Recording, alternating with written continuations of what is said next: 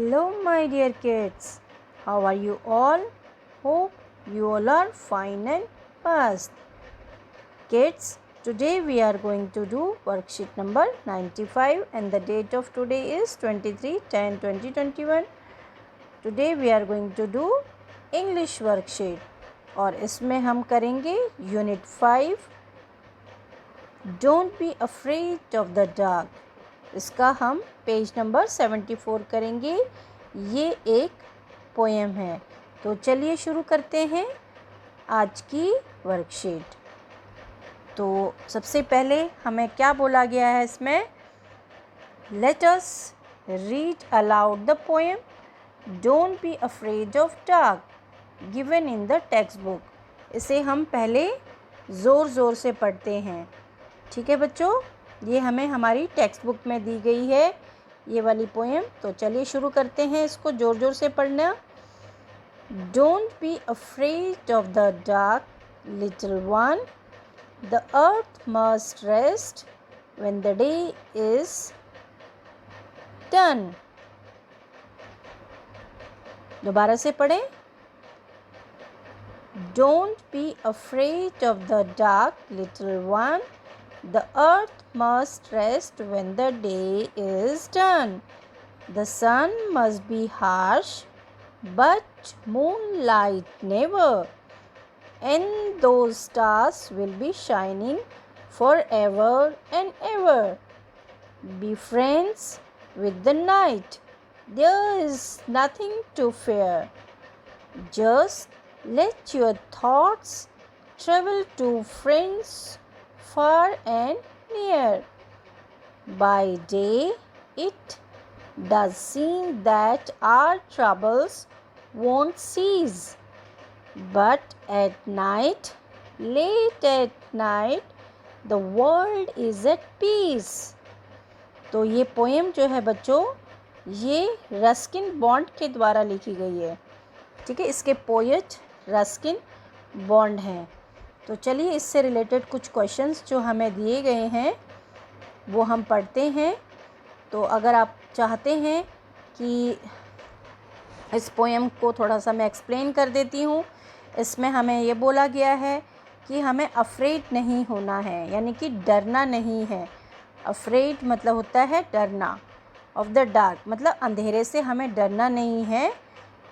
The earth must rest when the day is done मतलब इसमें अंधेरा दिखता है, बट समय क्या हो रहा होता है, इस समय क्या हो रहा होता है, अर्थ जो है वो रेस्ट मोड में होती है, यानी आराम कर रही होती है, क्योंकि दिन ख़त्म हो चुका होता है ना।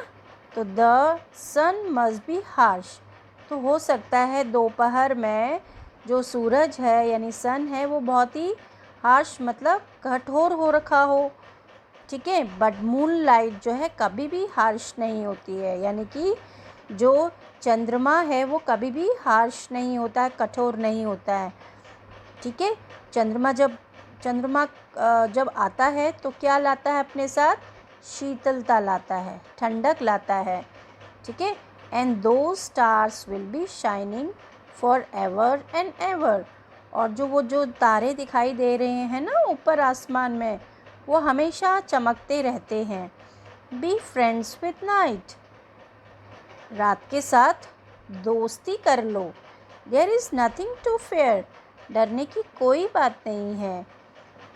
Just let your thoughts travel to friends far and near, केवल अपने विचारों को उन दोस्तों के साथ, चंद्रमा और तारे, उन तक पहुंचने दो अपने विचारों को, यानी कि अपने फ्रेंड्स को आप याद करिए, अपने दोस्तों को याद कीजिए, उनके साथ जो भी आपने दिन में समय बिताया उसको याद कीजिए, चाहे वो आपके पास में हो चाहे वो दूर में हो। By day it does seem that, जब दिन था तो आप क्या देख रहे थे कि हमारी जो कठिनाइयाँ हैं, हमारे जो ट्रबल्स हैं, वोंट सीज मतलब रुकना, कभी भी नहीं रुकेंगे। लेकिन but at night, late at night, गहरी रात को, the world is at peace, जो ये संसार है वो कैसे होता है? संसार शांत होता है, ऐसे लगता है कि वो रेस्ट कर रहा हो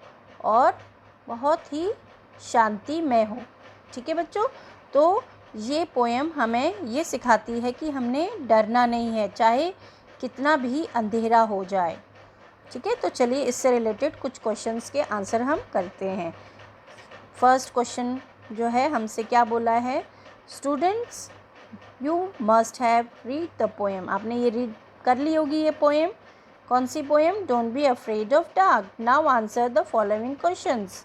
अब इन क्वेश्चंस के आंसर हमने देने हैं। सबसे फर्स्ट नंबर पे, what do you like the most about the night time. तो जो रात का समय है उसमें आपको सबसे अच्छा क्या लगता है, ये हमने बताना है। तो इसका आंसर आप लिख सकते हैं। Answer 1, I like the most about the night time is that the earth is at rest and peace mode, कि रात को जो है अर्थ शांति के मोड में होती है और आराम के मोड में होती है। ये मुझे सबसे अच्छी बात लगती है, ठीक है, रात की। तो ये आंसर 1 हुआ। उसके बाद हम आंसर 2 देखते हैं। क्वेश्चन 2 देखते हैं कि हमसे क्या पूछा गया है। What are you most afraid of. तुम सबसे ज़्यादा किससे डरते हो? तो मैं सबसे ज़्यादा अंधेरे से डरता हूँ या डरती हूँ। ये हमारा आंसर 2 रहेगा। ठीक है, I am most afraid of darkness, DARKNESS। ठीक है, ये हमारा आंसर 2 हो जाएगा। अब क्वेश्चन नंबर 3 हमसे क्या पूछा है, What do you do when you are afraid of something? अगर आप किसी चीज़ से डर जाते हैं तो आप क्या करते हैं? तो मैं जब डर जाती हूँ तो मैं अपनी मम्मी को बुलाती हूँ। तो इसमें मैं ऐसे लिखूँगी, I call my mother when I am afraid of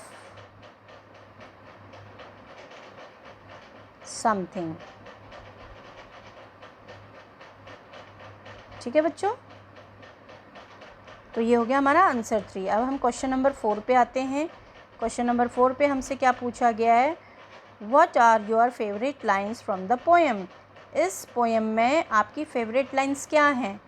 तो इस पोएम में मेरी फेवरेट लाइन्स जो हैं ये हैं। माई फेवरेट लाइन्स इस तरीके से लिखो। जब आप क्वेश्चन का आंसर बनाते हैं ना, तो सबसे पहले क्वेश्चन की ही कुछ लाइन्स को आप लीजिए। यहाँ योर बोला है तो आप लिखेंगे माई। तो माई के बाद जो फेवरेट है वो ऐसे ही लिखेंगे, माई फेवरेट लाइन्स, ये फिर फ्रॉम द पोएम। ठीक है, फ्रॉम द पोएम आर। तो यहाँ पर आपने पोएम लिखनी है, पोएम की लाइन लिखनी है, sorry. Be friends with the night.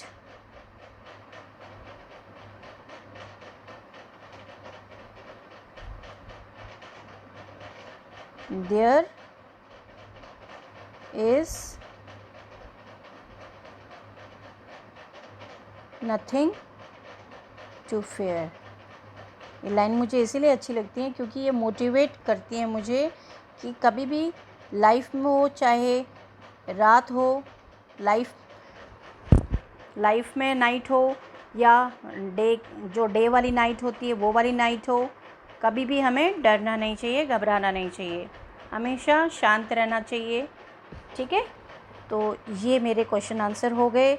अब हम आते हैं क्वेश्चन नंबर 2 की ओर। क्वेश्चन नंबर 2 में हमसे क्या पूछा है बच्चों? Draw a scene of night in your notebook.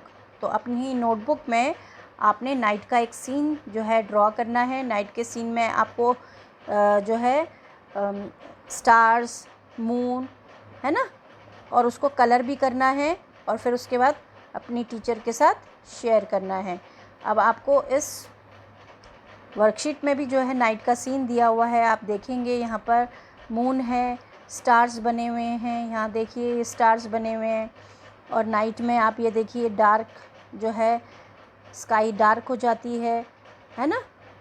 तो उसमें जो है हम लोग क्या करते हैं, सो रहे होते हैं। तो आप इस तरीके से कुछ भी नाइट का सीन बना सकते हो, ठीक है। तो अब हम आते हैं टॉक टाइम। अब हमारा क्या टाइम है? Talk time. Dear children, look at the picture given on the right hand side, ये वाली। Carefully, what do you think the people in the picture are talking about? Imagine and create their dialogue, say them out aloud and write them in your notebook. You may take the help of your elders too. तो इसमें हमारे पास 3 characters दिख रहे हैं। इसका नाम मीना रख दिया, ये फादर हैं और ये राहुल हो गया। तो ये तीनों के लिए हमने डायलॉग्स क्रिएट करने हैं। तो आप मीना के लिए सबसे पहले डायलॉग्स लिखिए। तो हम लिखेंगे मीना, ठीक है। आप इसके डायलॉग्स लिखेंगे। ये क्या कह रही है? Father, look, the plant has come out of the seed grown by me. देखिए पापा, जो मैंने बीज को डाला था उसमें से एक पौधा निकल आया है। तो ये डायलॉग इसके लिए हो जाएंगे, father look, the plant has come out of the, किस में से निकला है? सीड में से। और सीड कौन सा? जो कि मेरे द्वारा ग्रो किया गया, ग्रोन बाय मी, ठीक है। ये मीना के डायलॉग हो गए। अब हम फादर के डायलॉग लिखते हैं। फादर क्या बोल रहे हैं? फादर कह रहे हैं, you have done great job Meena, मतलब तुमने जो है बहुत अच्छा काम किया है मीना। तो अब फादर के डायलॉग लिखने के लिए फादर लिखेंगे पहले, ठीक है। तो वाई कैपिटल हो जाएगा, you have done great job. Job मतलब यहाँ पर काम है, ठीक है। ग्रेट जॉब, और किसको बोल रहा है? मीना को। तो मीना, ठीक है। ये फादर के डायलॉग हो गए। अब राहुल जो थर्ड कैरेक्टर है, वो राहुल क्या बोल रहा है? फादर, वो अपने पापा से बोल रहा है, father, Meena and me, Meena और मैं जो है इस पौधे की देखभाल करेंगे। Meena and me will take care of this plant, ठीक है। इस प्लांट की मीना और मैं देखभाल करेंगे। तो ये इस तरीके से हमने डायलॉग क्रिएट कर दिया। उसके बाद हमारे पास अभिभावकों के लिए कुछ सुझाव हैं। बच्चों से किसी ऐसी घटना पर चर्चा करें जिस पर उन्हें बहुत डर लगा हो। उन्होंने उस समय क्या किया होगा? तो अपने बच्चों के साथ पेरेंट्स ने ये चर्चा करनी है कि जब उन्हें बहुत डर लगा हो तो उस टाइम पे उन्होंने क्या किया होगा, ठीक है, और क्या करेंगे। इस तरह के डायलॉग, या अगर पेरेंट्स किसी टाइम पे डर गए तो उन्होंने क्या किया उस टाइम पे। तो इससे बच्चों को मोटिवेशन मिलेगा। अगर कुछ अच्छा किया होगा उनको आइडिया भी हो जाएगा कि अगर ऐसा उनके साथ कुछ हो जब वो डर रहे हो तो उन्हें किस तरीके से मोटिवेट होना है अपने पेरेंट्स से, ये हमें अपने बच्चों को बताना है। तो इस तरीके से हमारी ये वर्कशीट समाप्त होती है। आगे की वर्कशीट में हम दोबारा मिलेंगे। तब तक के लिए बाय बाय।